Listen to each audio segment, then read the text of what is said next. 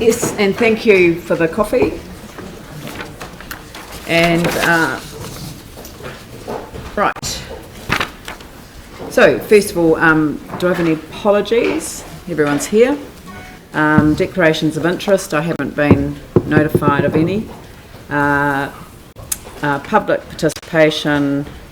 Public forum.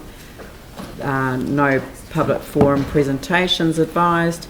So we come to deputations by appointment, 350.org, Christchurch. Charles Jace, would you like to come forward and present to us on item 10, provision of electricity? Thank you. Morning. I want to start with a reference to the summary of comment that David Bedford, the chairman of the ECAN, made after ECAN voted to oppose the deep sea oil drilling. And he said, this is the first time in our council where we have looked beyond the people and the environment of Canterbury, and we've made a moral decision that affects people right around the world. And I'd just like you to keep that in mind, because buying electricity is one of those moral decisions that will affect people around the world. The report to the council, read the electricity contracts that will be discussed later in this council meeting, said that there was no need for community consultation because they could not identify any community groups that might be affected. When a decision on housing is imminent, housing advocacy groups are consulted. So I suggest that when carbon emissions, which is going to be part of your decision about the electricity contract, is to be discussed, then carbon advocacy groups like ourselves should in fact be consulted. The electricity procurement process, looking at option 2, was, in our opinion, not properly researched or considered.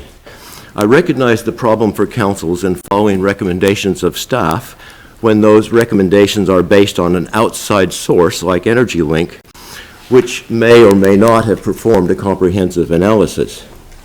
To raise 2 points of question about their analysis. One is in 518, they said that the extension of the Huntley Power Station from 2018 to 2022 is because of fears that without Huntley, other generators would not have enough backup.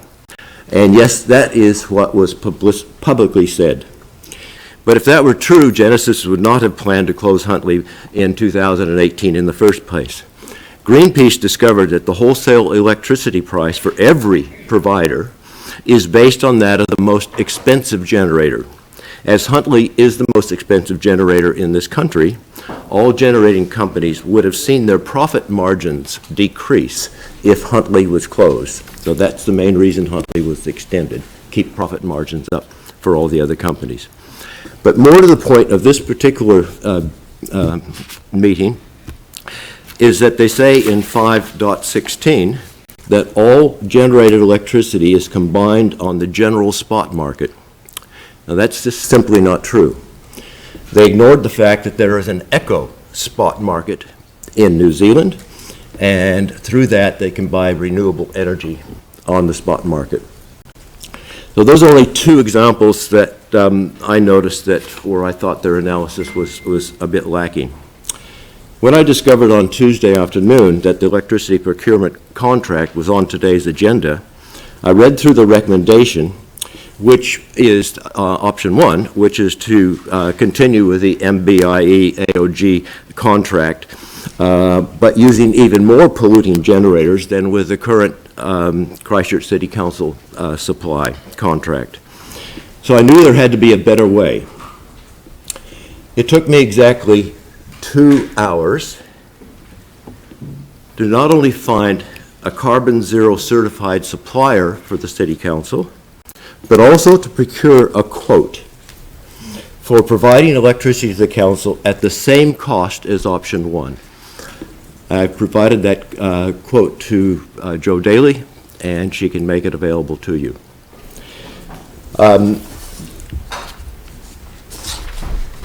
This provider provides totally renewable energy to many large electricity users, including Fulton Hogan, the Environment Commission, ACC, Les Mills Human Rights Commission, Queenstown Airport, Auckland University of Technology, and many others. And they're currently in discussion with providing to the Christchurch Hospital Board and to the Auckland City Council. Because they are carbon zero, if future governments impose a carbon tax, which we in 350 think that they must at some stage, Christchurch City Council would not have to pay a carbon tax on their electricity if they used a carbon neutral source. This company recently won 2 out of the 10 Sustainable Business Network annual awards. The company, in association with Juice Point and ChargeNet New Zealand, are the leading suppliers of charging infrastructure and electricity for electric vehicles and the expanding network of EV charging stations. The company is wholly 100% New Zealand owned. 49% of the company is owned by Pioneer Energy, which is the Otago-based community-owned power generator. The company has a sister company through Pioneer Energy that can provide the council or entities of the council with eco audits and carbon mitigation advice. If the CCC, the Christchurch City Council, sorry for my abbreviation, contracted the company to provide 20 gigahertz hours, which is 1/3 of your normal requirement or your last year's requirement. If the Christchurch City Council contracted this company to provide 20 gigahertz hours of its electricity requirements for the next 30 months, it would save the carbon output equivalent to putting 660 electric cars on the streets of Christchurch.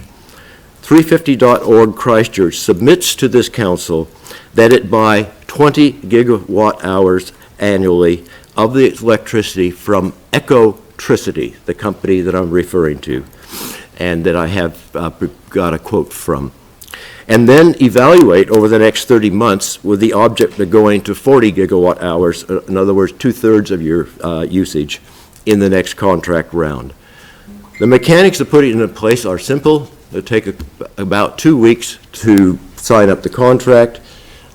Council staff would then identify a number of Christchurch City Council owned or operated building sites that together would use 20 gigawatt hours annually, and Ecotricity would provide electricity directly to those buildings, and they could hook up within a few days.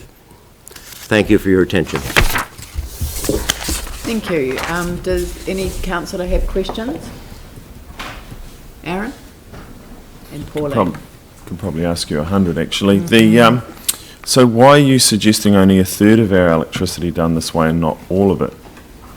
I think on a practical basis, well, I shouldn't really be speaking for you, but I would have thought that one would want to trial and have what your existing supplier as well, so you can compare and so on. But I mean, that'd be up to you and maybe with reference to your staff of whether you could go all the way and do all 60 gigahertz hours. Okay, so 2 other quick questions. One is, when the aluminium smelter closes, do you see electricity prices reducing? What's your group's opinion on that? We don't have an opinion because we haven't analyzed it.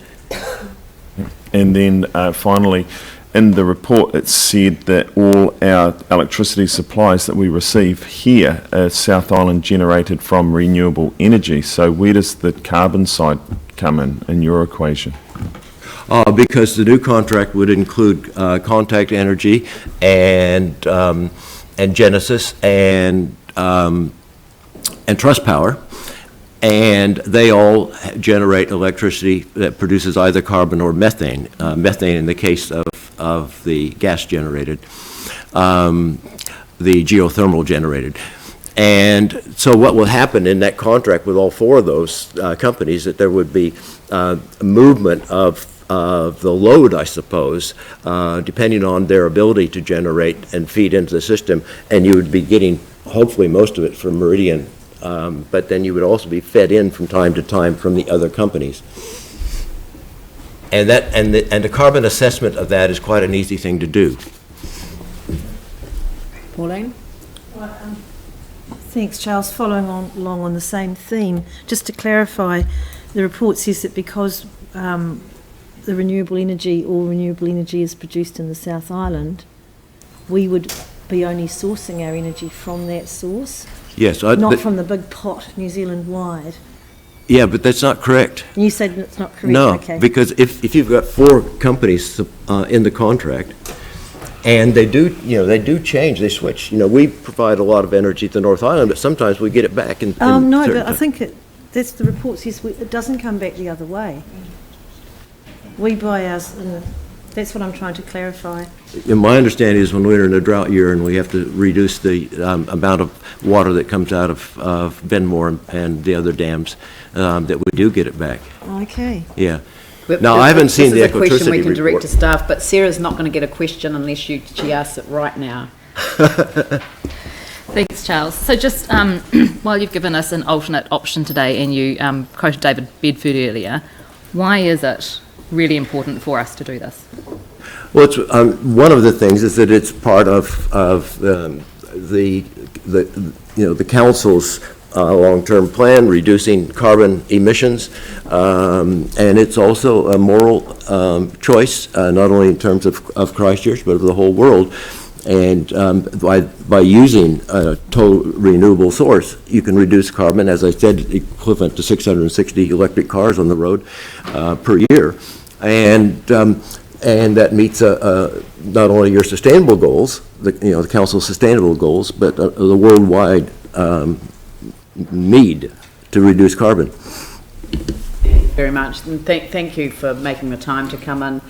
Normally we would go straight on to the item concerned, but as you'll have noticed on the agenda, 2 of the attachments are in the public excluded part of the meeting, and that's because they contain confidential pricing information, so we will deal with this item as the last item on the agenda, go into PX to discuss the attachments, and then come back out and have the debate on the report itself. So I'm sorry I can't assist in terms of bringing it forward on the agenda today, but because of the nature of the information that we're considering, that is the only way that I can really manage it in order to get the meeting running smoothly. Yeah.